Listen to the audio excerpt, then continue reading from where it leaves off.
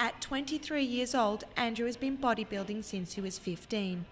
Following a grueling exercise regime, Andrew spends an hour and a half in the gym each day working on his muscles. Yet even though he is 181 centimetres tall and weighs 110 kilograms, he's still not satisfied with his appearance. I don't think I'll ever be satisfied. You can never be too big. Maybe one day. Actually, no, never. Andrew wants to look like the ideal man. Idealistically, look at Jay Cutler, 300 pounds plus, you know, forearms, size of my waist, huge bulging chest. In order to obtain this unnaturally big physique, men have been colonising gyms determined to achieve body perfection.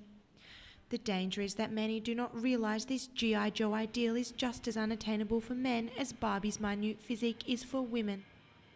Sometimes you can spend 3 hours in the gym trying to hit a certain body part because you don't think it looks right, you know, and you work it till you can't move your arms and legs anymore. Yet Andrew will not rest until he's reached his goals. Do whatever it takes, really. It doesn't matter legal or illegal.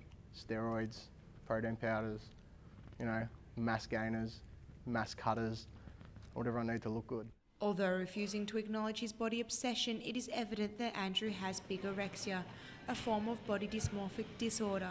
People, primarily men though, see themselves as being quite small in size, even though they tend to be usually quite big in size and muscular, but they feel that their muscles are never quite big enough and they feel inadequate. Figures released on the Victorian Government website, Better Health, show that men's body image dissatisfaction has tripled in the last 25 years from 15 to 45%. Almost 2/3 of men hate their stomachs, half their muscle tone and more than 1/3 their chest. 17% said they'd give up 3 years of their life to be their ideal weight.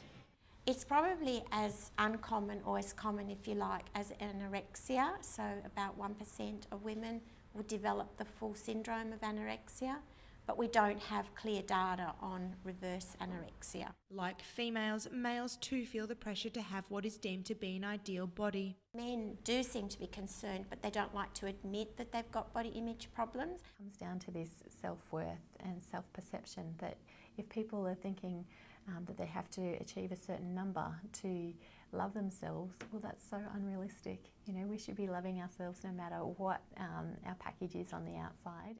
Despite the seemingly innocuous name, bigorexia can ruin lives. Andrew is no stranger to body image obsession.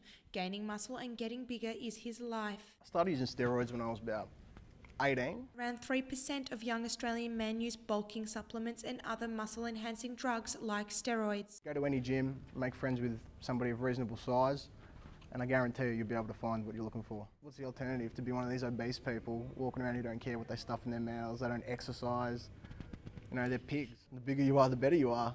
Steroids are known to cause mood swings, hair loss, paranoia, depression and violent or aggressive behaviour, commonly nicknamed roid rage. There was a case a couple of years ago of a professional wrestler who had what they call roid rage, and he ended up committing suicide and also killing his family. With society coveting these perfectly muscled, buff and toned body stereotypes, this disorder often gets ignored. These body ideals are often encouraged as they are seen to be masculine and therefore acceptable.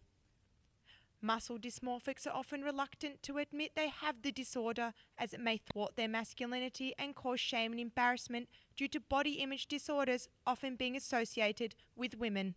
A lot of the eating problems, health problems that men have, body image problems, are underdiagnosed.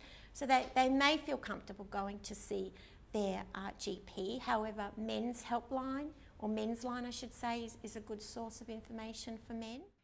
Amy Warmer, Newsline.